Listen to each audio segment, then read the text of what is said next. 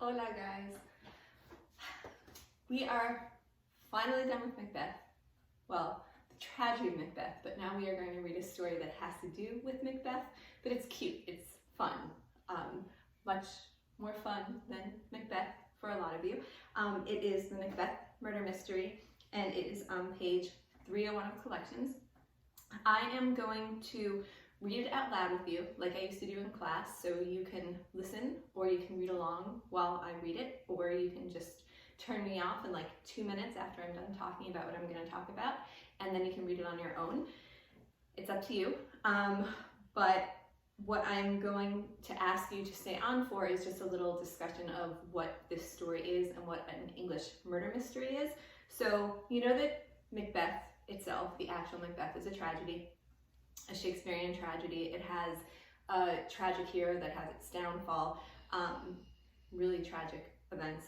Here we have an English murder mystery, and in an English murder mystery, what you have is like, you've got regular circumstances, regular everyday life, and then somebody dies, and until that murder is solved, nothing can go back to normal. So it's kind of the same as a tragedy. Until that tragic hero is taken out, nothing can go back to normal. Think about Macbeth and how until Macduff killed him and Malcolm took his rightful place as the heir of Scotland, or as the King of Scotland, nothing was okay. And then once he became the king, everything was fine. So same kind of deal. So here what we're going to be doing is looking at this story that uses the tragedy of Macbeth as a springboard for like a cute, funny story. And it examines Macbeth, the actual Macbeth, tragedy of Macbeth, the play, as if it were a murder mystery. So that's what we're looking at. I'm just gonna read the background, and then if you wanna turn me off, turn me off. Okay, so background: English murder mysteries follow a predictable framework and typically contain these elements that help readers predict the conclusion. A dead body, an intelligent detective, an isolated setting, a group of suspects, clues, some of which are misleading, a surprise twist, a capture, and an explanation of how the crime was committed. Now, James Thurber, who is the writer, was an American humor writer and cartoonist. He began his career as a journalist and went on to write essays, short stories, fables, fairy tales, picture books, and plays. In 1997, the Thurber Prize for American Humor was created in his honor. Okay, so now, if you want to read it on your own, go ahead. Read it on your own, because I'm about to start reading. So if you want to turn me off, now is the time to do that. Okay. So the Macbeth murder mystery. As you read, look for evidence of how James Thurber uses humor to transform Shakespeare's dramatic tragedy Macbeth into a murder mystery. Write down any questions you generate during reading. It was a stupid mistake to make, said the American woman I had met at my hotel in the English Lake Country, but it was on the counter with the other Penguin books, the little sixpenny ones, you know, with the paper covers. And I supposed, of course, it was a detective story. All the others were detective stories. I'd read all the others, so I bought this one without really looking at it carefully. You can imagine how mad I was when I found out it was Shakespeare. I murmured something sympathetically. I don't see why the Penguin Books people had to get out Shakespeare's plays in the same size and everything as the detective stories, went on my companion.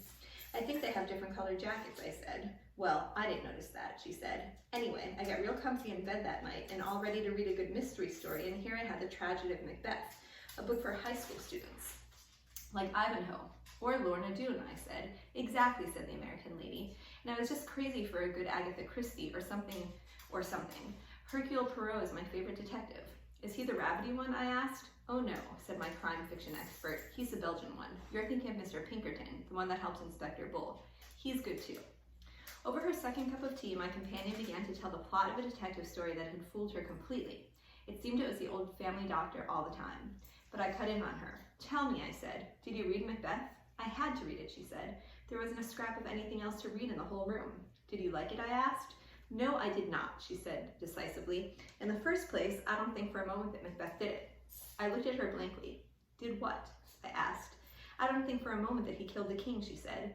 I don't think the Macbeth woman was mixed up in it either. You suspect them the most, of course, but those are the ones that are never guilty, or shouldn't be anyway. I'm afraid I began but don't you see, said the American lady, it would spoil everything if you could figure out right away who did it. Shakespeare is too smart for that. I've read that people never have figured out Hamlet, so it isn't likely Shakespeare would have made Macbeth as simple as it seems. I thought this over while I filled my pipe. Who do you suspect? I asked suddenly. Macduff, she said promptly. Good God, I whispered softly. Oh, Macduff did it all right, said the murder specialist. Hercule Poirot would have got him easily. How do you figure it out? How did you figure it out? I demanded. Well, she said, I didn't right away. At first I suspected Banquo, and then of course he was the second person killed. That was good right in there, that part. The person you suspect of the first murder should always be the second victim. Is that so? I murmured. Oh yes, said my informant. They have to keep surprising you. Well, after the second murder, I didn't know who the killer was for a while. How about Malcolm and Donalbain, the king's sons? I asked. As I remember it, they fled right after the first murder. That looks suspicious. Too suspicious, said the American lady. Much too suspicious. When they flee, they're never guilty. You can count on that. I believe I said, I'll have a brandy, and I summoned the waiter. My companion leaned toward me, her eyes bright, her teacup quivering. Do you know who discovered Duncan's body? She demanded. I said I was sorry, but I had forgotten. Macduff discovers it, she said, slipping into the historical present. Then he comes running downstairs and shouts, Confusion has broke open the Lord's anointed temple, and sacrilegious murder has made his masterpiece, and on like that. The good lady tapped me on the knee. All that stuff was rehearsed, she said. You wouldn't say a lot of stuff like that offhand, would you? If you had found a body? She fixed me with the glittering eye. I began. You're right, she said. You wouldn't, unless you had practiced it in advance. My God, there's a body in here, is what an innocent man would say. She sat back with a confident glare. I thought for a while. But what do you make of the third murder? I asked. You know, the third murder has puzzled Macbeth scholars for 300 years. That's because they never thought of Macduff, said the American lady. It was Macduff, I'm certain. You couldn't have one of the victims murdered by two ordinary thugs. The murderer always has to be somebody important. But what about the banquet scene? I asked after a moment. How do you account for Macbeth's guilty actions there when Banquo's ghost came in and sat in his chair? The lady leaned forward and tapped me on the knee again. There wasn't any ghost, she said. A big, strong man like that doesn't go around seeing ghosts, especially in a brightly lighted banquet hall with dozens of people around. Macbeth was shielding somebody. Who was he shielding? I asked. Mrs. Macbeth, of course, she said. He thought she did it and he was going to take the rap himself. The husband always does that when the wife is suspected. But what, I demanded, about the sleepwalking scene then? The same thing, only the other way around, said my companion. That time she was shielding him. She wasn't asleep at all. Do you remember it says, enter Lady Macbeth with the taper? Yes, I said. Well, people who walk in their sleep never carry lights, said my fellow traveler. They have second sight. Did you ever hear of a sleepwalker carrying a light? No, I said. I never did. Well, then, she wasn't asleep. She was acting guilty to shield Macbeth. I think, I said, I'll have another brandy, and I called the waiter. When he brought it, I drank it rapidly and rose to go. I believe I said that you have got hold of something. Would you lend me that Macbeth? I'd like to look it over tonight. I don't feel somehow as if I'd ever really read it. I'll get it for you, she said, but you'll find that I am right. I read the play over carefully that night, and the next morning after breakfast, I sought out the American woman. She was on the putting green, and I came up behind her silently and took her arm. She gave an exclamation. Could I see you alone? I asked in a low voice. She nodded cautiously and followed me to a secluded spot. You found out something. Wait. You found out something, she breathed. I found out, I said triumphantly, the name of the murderer. You mean it wasn't Macduff, she said? Macduff is as innocent of those murders, I said, as Macbeth and the Macbeth woman. I opened the copy of the play, which I had with me, and turned to Act 2, Scene 2. Here, I said, you will see where Lady Macbeth says, I laid their daggers ready. He could not miss them. Had he not resembled my father as he slept, I had done it. Do you see? No, said the American woman bluntly, I don't. But it's simple, I exclaimed. I wonder I didn't see it years ago. The reason Duncan resembled Lady Macbeth's father as he slept is that it actually was her father. Good God, breathed my companion softly. Lady Macbeth's father killed the king, I said, and hearing someone coming, thrust the body under the bed and crawled into the bed himself.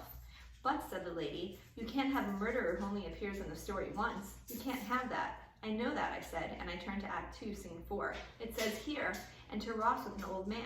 Now, that old man is never identified, and it is my contention that he was old Mr. Macbeth, whose ambition it was to make his daughter queen. There you have your motive. But even then, cried the American lady, he's still a minor character. Not, I said gleefully, when you realize that he was also one of the weird sisters in disguise. You mean one of the three witches? Precisely, I said. Listen to the speech of the old man's.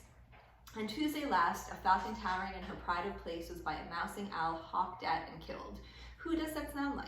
It sounds like the way the three witches talk, said my companion reluctantly. Precisely, I said again. Well, said the American woman, maybe you're right, but I'm sure I am, I said. And you know what I'm going to do now? No, she said. What? Buy a copy of Hamlet, I said, and solve that. My companion's eyes brightened.